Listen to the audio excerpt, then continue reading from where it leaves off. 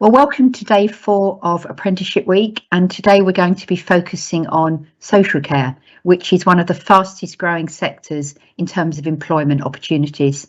Social care covers all forms of care and practical assistance for children, young people and adults who need extra support, often within the community.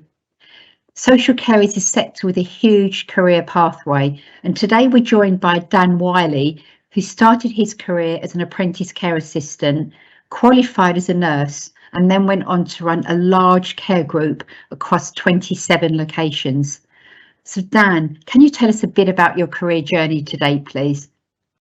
Morning. So I was about 14 when I decided that I wanted a career in care.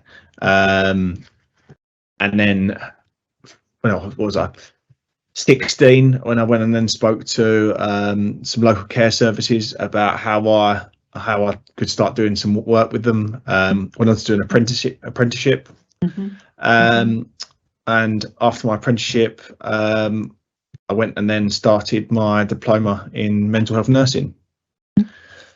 3 years later, bearing in mind that, as well, that I left school with 3 GCSEs and the MVQ level 3 that allowed me to have the access to university.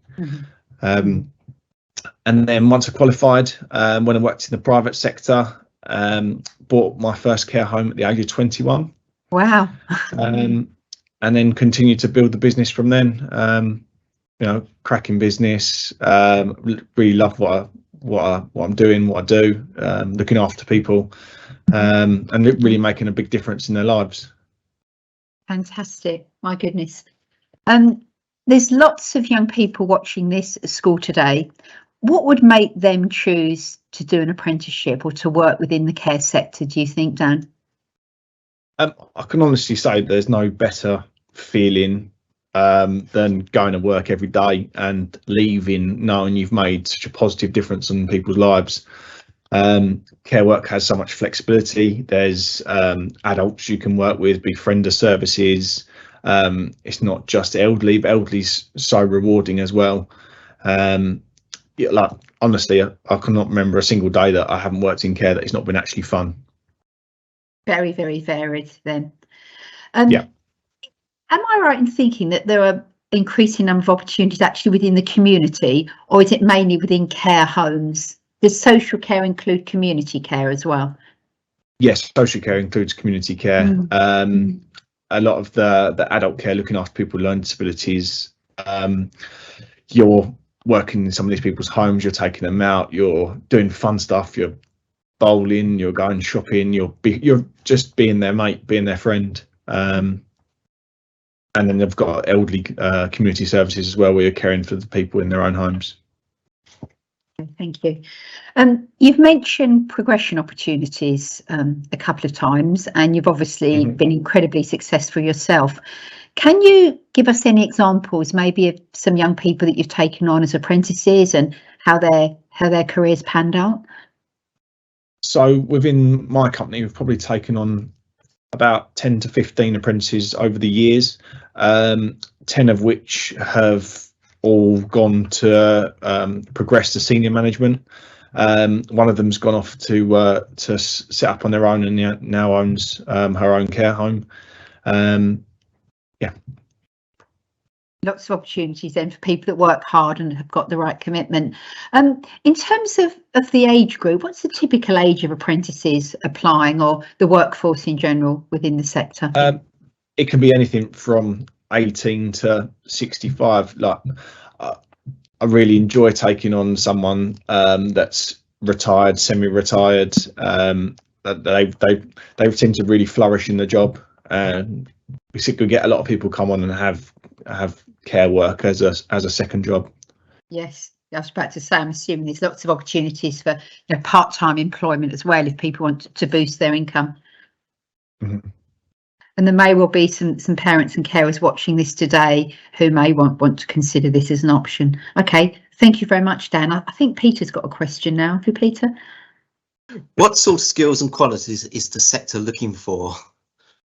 Someone with compassion, someone of a caring nature, someone that really enjoys looking after people, and someone that's fun, that can really liven up people and make them enjoy their day. Excellent. Yeah, I've asked you a number of questions. Is there anything you would like to add? I think it's just having a work in care is a great career. It's so rewarding. I've mentioned it before. There's plenty of career progression, and there's so many different sectors that it caters for, care as a whole. So I'd highly recommend it for anyone. Yeah, it is. We've now got a video, I think, which will help explain it very well.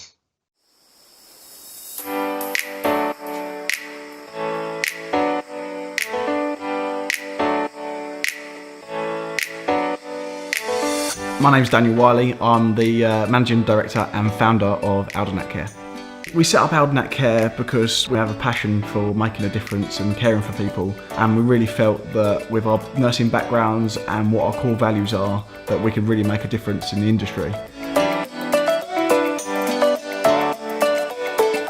Our goals at Aldernet Care are to not have any limits on someone's capability, whatever disability.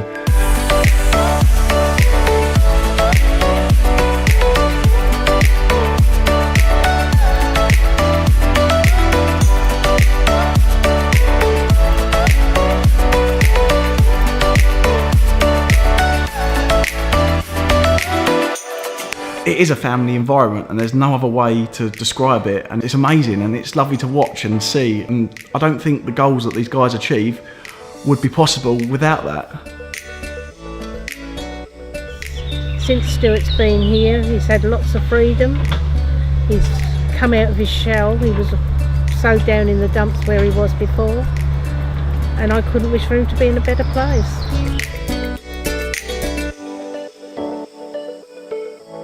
There's a lot of person-centred care with the service users. A lot of thought and a lot of process and work has actually gone into their daily activities, their daily lives, giving them as much inclusion in the community and in their choices in their daily lives as possible. Down to the simplest of things, shopping choices, going shopping, making sure there's transport available for them to go shopping, right up to budget planning, meal planning, giving them good staple diets, and the support for the staff as well, making sure that they've got all the support they needed, the transport to get the service users everywhere. Yeah, it's really, really good.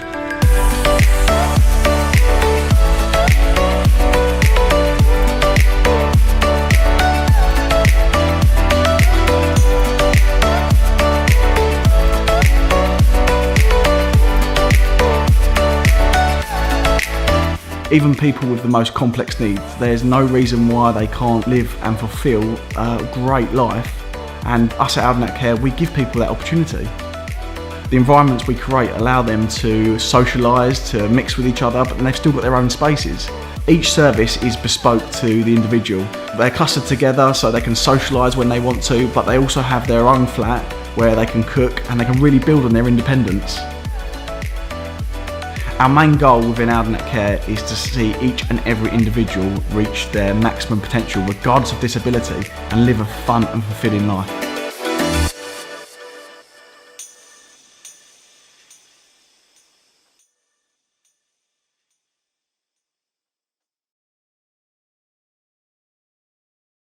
So Dan, I'd just like to say thank you very much for joining us today. It's been very, very inspiring to hear about your career journey, and hopefully a lot of your other young people watching this today will consider a similar pathway. Thank you.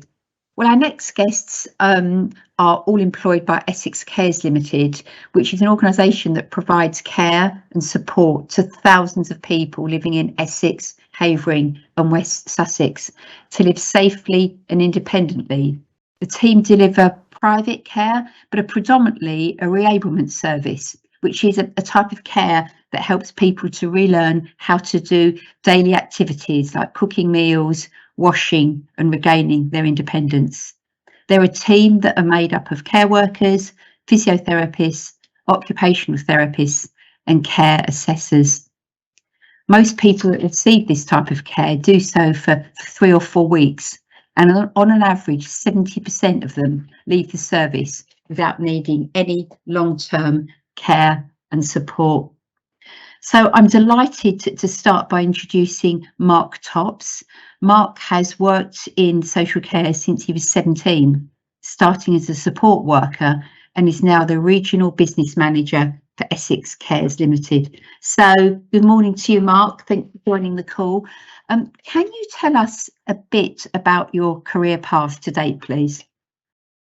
Yes, absolutely. Good morning.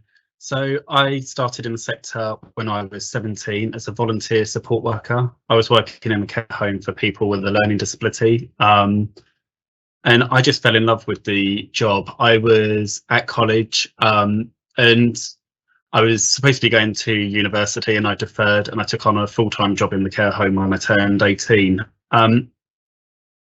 I was doing things like taking people bowling, to the cinema, you know, supporting them to attend college, and all things that I would have done myself as a 17-year-old with friends. And I didn't see it as a career or a job. I just saw it as something fun. And yeah, it was just something different. And I absolutely loved the role. I was with that company for 4 years, and I wanted to learn more about the sector. And that's when I kind of embarked on my career within the journey. And I think, like all companies, there's positives and negatives of every company that you'll work for. But I've taken those negatives and wanted to get into management to make a difference to the teams that I manage, but also for the people that we support. Unfortunately, in health and social care, it's not always glamorous. There are things that happen that maybe we don't want to see. And I've always strived to give opportunities for development and career progression to the teams that I support, but to make sure that the people we are supporting have good outcomes, and to make sure that they can have a happy and fulfilled life as much as possible. I think, talking of careers, there's so many things that social care offer, and it doesn't have to be management. And I think if you've got an interest in finance, in admin, in marketing, you can do all of those things in social care. And I don't think that's often thought about. I think for me, when I reflect back to kind of some of the people that I've worked with over the kind of last 15 odd years, I've had people that have joined as care and support workers that are now social workers. I've had people that joined and are now working in marketing and are marketing leads. And some of those stay in within social care. Some of them have left and have gone into work kind of in London, in other organisations. But I think there's always something about social care that pulls you back when you leave. I think it's once you're in it, it really can be a career for life. And it's certainly a sector, isn't it, where there's more and more employment opportunities. You know, as people are living longer, there's more care in the community needed. So yeah, it sounds like you've had a fantastic career so far. And what are you thinking long term, Mark? Do you think that you're going to stay within this sector? I can't imagine doing anything else now other than social care. I think for me, obviously we've been through the pandemic and bits and pieces, and working in social care, you can get into work in long hours. And I think for me, I'm passionate about trying to make sure that people have a good work-life balance, they take care of their mental health, their physical health. And I think for me, I can't imagine doing anything else other than working in social care. And I would very happily go from management to going back to being a support worker. I think there's quite often a negative connotation about being a frontline worker, but I'll hand on my heart tell you it was the best job I've ever had. Wow. Well, thank you so much, and great to meet you today. Thank you. Hi, I'm now going to bring in Donna, who I understand has worked for Essex Carers since 2020 and is now an area business manager in the west of the county. Donna, same question to you actually. Could you tell us a bit about your career path, please? Yeah, absolutely. So I have been in the health and social care industry since 2008. So I started out as a carer for a domiciliary care service. I originally started in childcare, but personal experiences kind of led me to want to explore helping the older, more vulnerable people out there. So yeah, I did that, and then I progressed on to becoming a care coordinator for that same domiciliary service and overseeing living care packages for private and social services. And then I completed my NVQ level 3 whilst I was in that role for health and social care. And then I joined ECL in February as a local business manager. And last year, in January 2021, I took a promotion to become the Assistant Area Business Manager for the West Regulated Services within ECL. Thank you. Well, Donna, it sounds like you've had a very varied career as well to date, really does. And what's come through for me from both of you is just how passionate you are and committed to the sector and the work that you do. So thank you.